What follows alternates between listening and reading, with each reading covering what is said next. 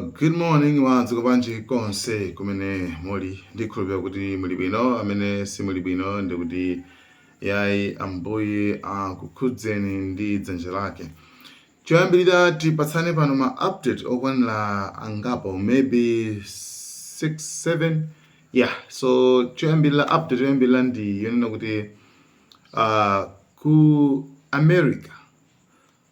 America Texas, precisely Texas, ku America ku Texas kulipoti ina yake imene imatchedwa kuti Port Arthur doko ndi oil refinery kumene ndithu kuwongera mafuta kumene ndithu ku America ku Texas kwangobuka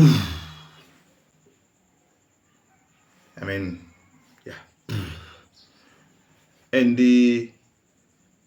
anthu ogwira ntchito amene ali bwinobwino sanamwalire, koma chabutsa motowu achipeza kale nthawi yomwe achipeza kale sinzoti kufuza kwakenda amakufuza mwachangulo achipeza kale akuti ndi heater ati gas heater yetu chotenthesera chichacha cha gas ina chimakhala ndithu basi kuti nyumba muzirentha kachani kuti pamalo pakhale warm, right, kutenthera ndi chimene chicho ati chimene chapangitsa kuti kupholike kumene koko ku Texas kuwongera mafutako akutero. Dzulo ndege ina imene inakwera anthu okwana 76 ku New York imene iso ndithu inachita collide, inakolana ndi firefighter, anthu pilot ndi zake omwalira, koma ena ndithu ma injuries chabe. So zose zinthu zachitika ku America imene inali dzulo ya moto isawano ndi lero. So amene ma update amene ndimafuna tikupatsireni, so tiyeni tipitilize ndi ma update athu amene ndithu tikulowanso ku dziko lija la Israel. Pamene tisatapita ku Israel tikuyelekeza komwe ku America komweko, Iran yagwetsa madrone a Lucas. Tinakamba nthawi naye kuti America yabela madrone, mtundu wa madrone wa Shahidi inabela kupanga awo ofana ndi amenewo kwachula kuti kwachula kuti Lucas. So Iran ikunena kuti yagwetsa malokasi okwana 131. So ikutero Iran. Number 2, TV kuyana komweko pamene pakuti kuona building itaphulitsidwa and akuwombotsa kamwana kacha kuchoka mu building chimenechi. Building imeneyi ndi ya anthu wamba ma civilians, anthu ndithu amwalira kwambiri kumeneko, komano sakulira ngati mmene akulirira aku Israel achi taonani ife makuti imeneyi inakhala kuti ndi ku Israel mwana ameneyo nditi bwezi malipoti ake bwezi kutabwera Netanyahu maona kamwana akaka makuti right, oyena akhala skulu ichi yaphulitsidwa ku Israel yana magirls acha mnakaonanso mmene anthu nakachitira, koma vuto ndona kuti anthu awawa akuti ndi anthu osankhidwa. I don't know kuti Bible lake liti limene limakamba kuti sapotani dziko limene linayambisidwa mu 1948, dziko limene limakana za Yesu, dziko limene limatukwana Yesu, dziko limene limangopha. Bible lake ndo I don't know kama walenga liti. So update ina ndiyo khudzana ndi kumene kuku Trump still claims zake kuti timankhwa ndi dziko la Iran kuti ifeyo tipange makuti timvane, ma still ku Iran sakupezekabe munthu amene iwo amankhwa naye. Koma Trump atamufunsa dzulo kuti tinewa pamene pachapo anafunsa kuti iwe takakamba bwino munthu wake ukuthi chani ukuthi ukwaye munthu kumubisa. Trump anankho amona kuti I don't want him get killed. Sindufa ukuthi munthu aphedwe nani nima Israel ndekuthi sindamina akumadamika ndikupanga assassinate anthu have taken place. Mr. President, Again. Mr. President, I know you've deployed. Because I don't want him to be killed. Okay? I don't want him to be killed. Mr. President, you've deployed. Nobody wants to be that. Nobody wants that job right now, you know? Nobody's exactly looking forward to being the head of that particular country, but perhaps we'll be able to solve that problem. Mr. President, you've deployed. But Trump even akuopa. Even munthu amene Trump akumuteteza kuti wa ku Israel. Sakufuna kuti aphedwe. Trump alibe mphamvu zoyuza Israel kuti akulu awo asaphedwe. Tokambirana nawo. Koma iye Trump yakuti he want to make a deal. They want to make a deal. Komanso Israel isangalala pa nthawi imene ngati nkhondo itakhala kuti yatha. Komanso akuopa kuti Israel iphasolani amene akambirana naye. Kusokoneza yani? Kusokoneza kukambirana. Something is not adding up here. China chake sichikumveka apa. Anyway, Trump. Chabwino, dzulo panali. Okay, tili pompo. Trump chifukwa china chimene anakambira zimene ziyazo kuti tamakambira makuti madziwa nthani nake pa nthawi imene chimanga kumalachi chimadula kwambiri. Nthawi chakwera. Anangolowa APM.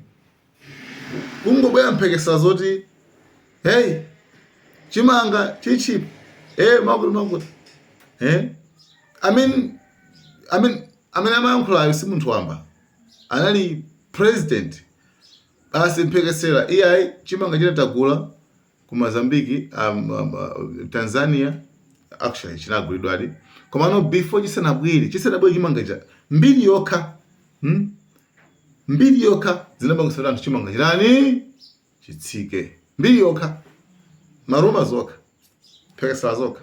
So the same thing with Trump. Anangoti akakutambandira mafuta ngolo mna magolo kunafika pa $120 ngolo unatsika ufika pa 90 unazafika nusobano pa $96.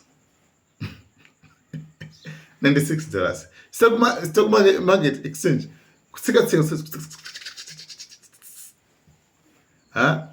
kutsika why akuti basi zeta ukutheka sobana. So maybe it may be market manipulation.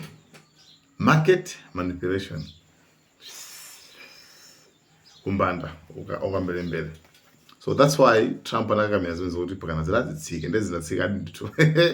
Anyway,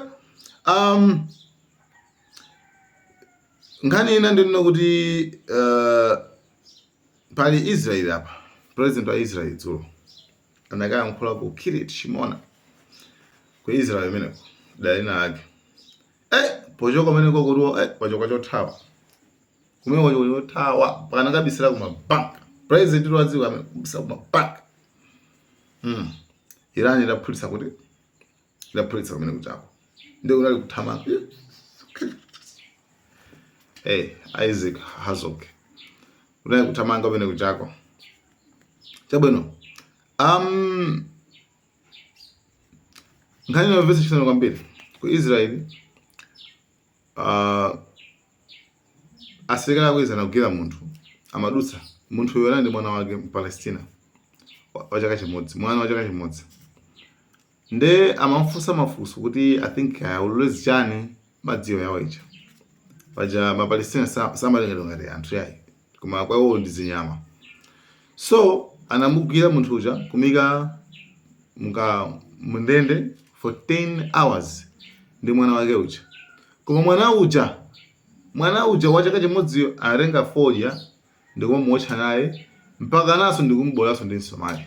Mwanayo akuti kumene kukhanga kuti kumamuza munthu kuti avomera aulula zimene for example afana mfusa kuti iwe ndi mmodzi ochigawa ngati ngoyerekeza. Iwe ndi wako Hamas kodi?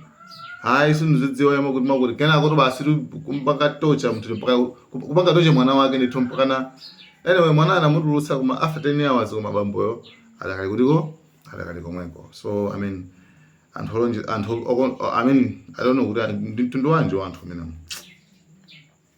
So mungoganiza niyo mene mankondera mwana wanu uja mpange zimene zonse mwana wa chaka chimodzi. Kodi ndana ana kuti anthu awanda usankhidwa ndi Mulungu kuti chenchani. I mean anthu amene wawasukaizeshi pena pake anthu awa makabe kwambiri mazoba nkhana walizira ndi nyamata wa kudziko cha Iran amene akumuthokoza Donald Trump kuti dziko mwambiri ipo tipatsa ufulu kudziko lathu lino. I just want to thank President Donald Trump for liberating the people of Iran. Thank you. So kind of you. So generous of you. I mean, really, how selfless you are to spend $200+ billion on Israel and the Jewish supremacists. Thank you so much for liberating Iran. My goodness, look what you've done to the place. It's so much better already. How wonderful. Thank you. Thank you, President. Amen. Kwa anthu oganiza kwambiri muona kuti sikuti akuthokoza kuti chenchani yayi komano isali chironzo chimenecho akumulera Donald Trump kuti kuti ufulu mafuna ndi pene ndakuonesa kumene agamula kwa civilians kwa anthu wamba.